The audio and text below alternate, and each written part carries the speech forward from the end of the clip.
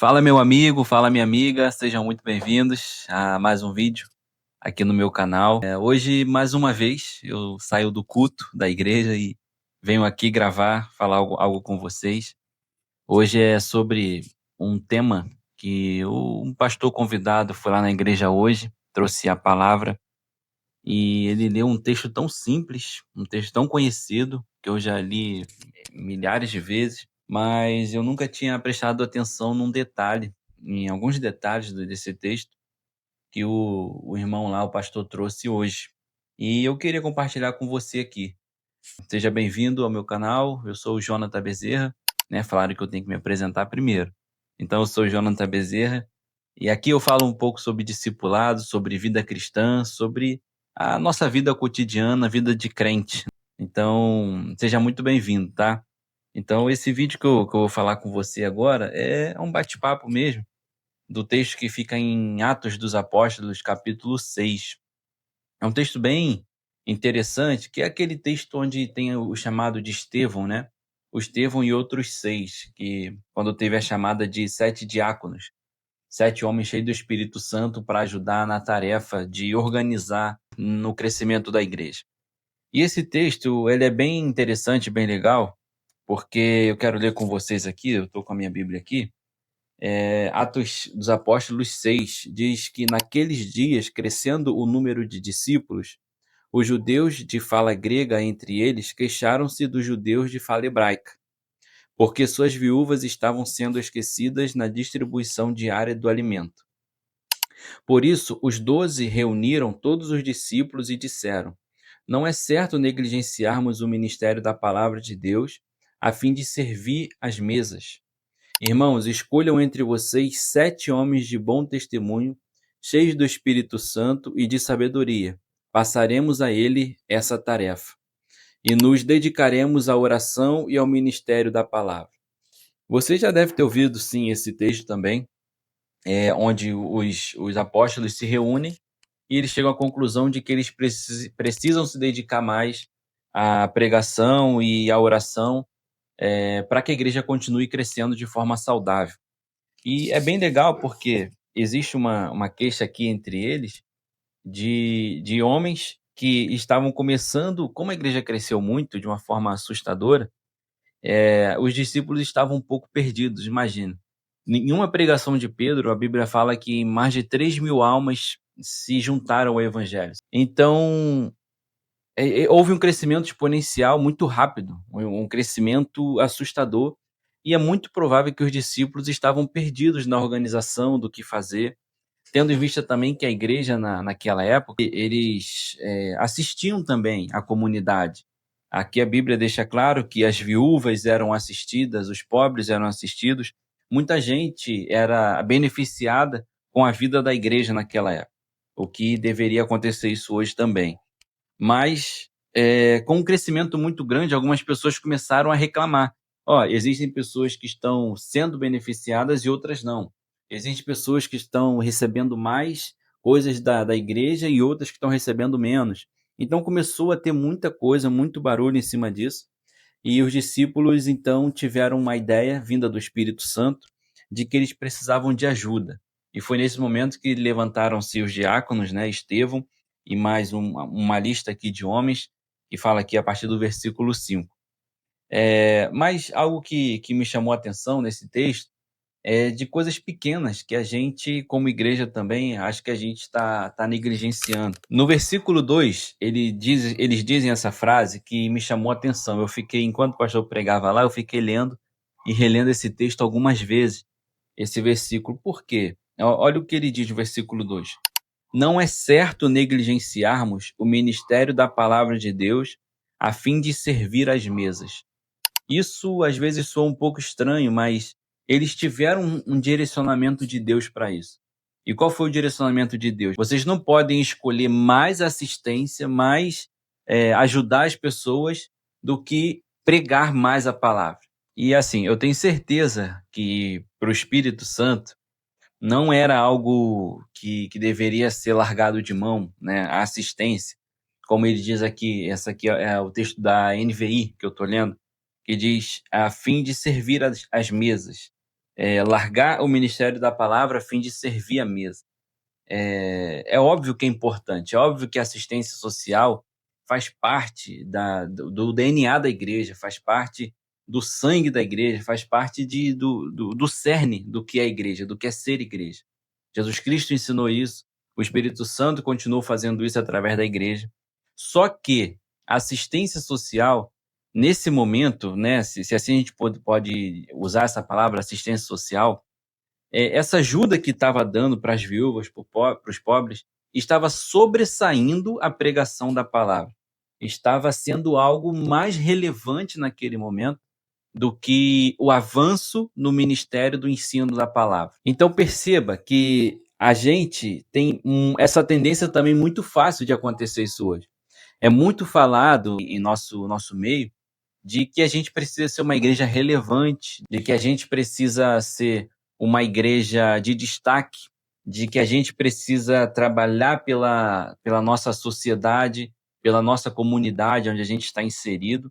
E é óbvio que a gente precisa sim, é óbvio que a gente precisa trabalhar com distribuição de cesta básica ou coisas melhores até, dando aula de reforço, aula de artes marciais e tantas outras coisas que a igreja pode e deve fazer, né, para a comunidade. Só que, a partir do momento que a gente fica mais preocupado em servir a comunidade com coisas, com bens, com comida, com afazeres e assistência para a comunidade, e esquece o ministério da palavra, a gente passa a ter uma igreja infrutífera. Uma igreja que parece que, para o mundo, é uma igreja que está sendo relevante, uma igreja que está crescendo, uma igreja que está se destacando, mas para o reino de Deus é uma igreja que perdeu o seu foco. Então, esse é um ponto. Esse ponto da gente achar que a nossa igreja está sendo uma igreja viva para o reino, quando na verdade, quando a gente vai ver, na verdade a gente está sendo uma igreja às vezes morta, uma igreja infrutífera, porque a gente acha que estamos avançando na palavra de Deus, estamos avançando no crescimento da igreja, mas às vezes a gente está cheio só de gente que não recebe a palavra, e se não recebe a palavra, como disse Jesus, a semente não é brotada, a semente não cresce, não germina e a palavra não dá fruto.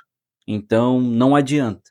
Uma pessoa que vive na igreja, trabalha para a igreja e não tem a vida, o fruto do Espírito nela, não tem os frutos da palavra sendo gerada na sua vida, no seu coração, não adianta de nada. E no último dia vai ouvir de Jesus que nunca o conheceu. Então a gente precisa ter muito cuidado, e isso me ressaltou muito aos olhos.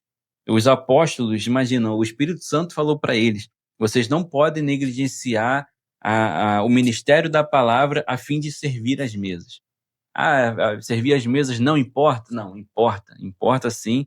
Tanto é que eles levantaram homens capacitados, cheios de sabedoria e cheios do Espírito Santo para isso. E esse é o segundo ponto que eu queria falar com vocês. O versículo 3, ele diz: irmãos, escolham entre vocês 7 homens, primeiro, de bom testemunho ou boa reputação, dependendo da sua versão, cheios do Espírito Santo e de sabedoria. Olha, três fatores importantíssimos que toda igreja precisa ter para levantar os seus líderes. Homens de boa reputação ou homens de bom testemunho, homens, eu digo homens e mulheres, óbvio, tá? Homens cheios do Espírito Santo e de sabedoria. Irmão, é coisa que hoje em dia a gente vê que não é mais assim, em que muitas igrejas, não posso falar todas, óbvio, muita gente levando os seus líderes pela influência que essa pessoa exerce naquele local ali, na igreja, na comunidade, e as pessoas entendem, muitas pessoas entendem que essa pessoa tem uma relevância, então ela tem um chamado, mas nem sempre tem. Ou às vezes tem um chamado, mas não tem um bom testemunho, não é cheio do Espírito Santo e não tem sabedoria. Então, é algo muito importante. Eles precisavam de que organizassem de forma rápida a igreja naquele momento. Mas ainda assim, eles colocaram 3 pontos importantes para levantar essas pessoas. Homens de bom testemunho, cheio do Espírito e cheio de sabedoria. E no final do versículo 2, 3, eles falam: passaremos a eles essa tarefa. Qual tarefa?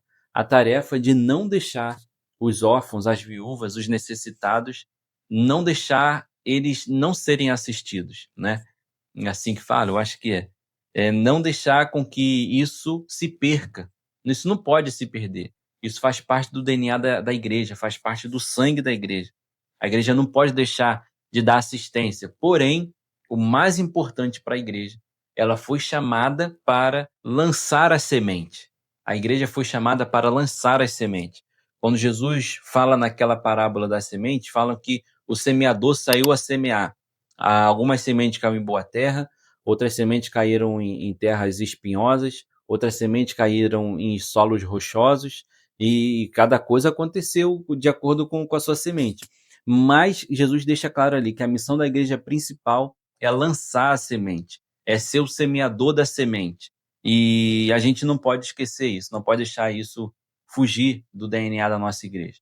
Então, isso não serve só, isso que eu estou falando, só para pastores, líderes da igreja. Serve para nós, como igreja. Nós precisamos ter em mente de que nada vai substituir o poder da palavra de Deus, nada vai substituir a força da palavra de Deus, a importância da pregação, e a gente precisa, de uma forma urgente, voltar a pregar a palavra, lançando as sementes. Inclusive, é um vídeo que eu quero fazer aqui sobre as redes sociais também. Eu espero que eu consiga fazer em breve, mas é de suma importância que nós, como igreja, tenhamos em mente o poder que tem a palavra de Deus. Então, a gente não pode deixar com que outras coisas secundárias sufoquem o ensino da palavra.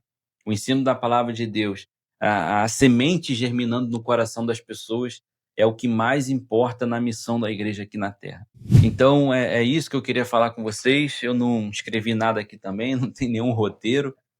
Foi coisas que eu vim pensando, né, da igreja para cá, eu fui formulando algumas coisas. E eu acho que é um alerta muito grande, muito importante para a gente. Fica um ensinamento para mim muito grande sobre isso. Em algum momento que eu tiver liderando, que eu tiver pastoreando, não sei, qualquer momento que eu tiver num momento de ensino, eu não posso deixar com que outras coisas secundárias sufoquem o ensino da palavra de Deus, que é aquilo que Deus nos chamou para fazer. Tá bom? Espero que você tenha gostado, espero que essa palavra tenha, de alguma forma, alimentado o seu coração, te dado um alerta, e que Deus nos abençoe e nos ajude a manter um foco na palavra de Deus. Valeu? Fica com Deus e tchau.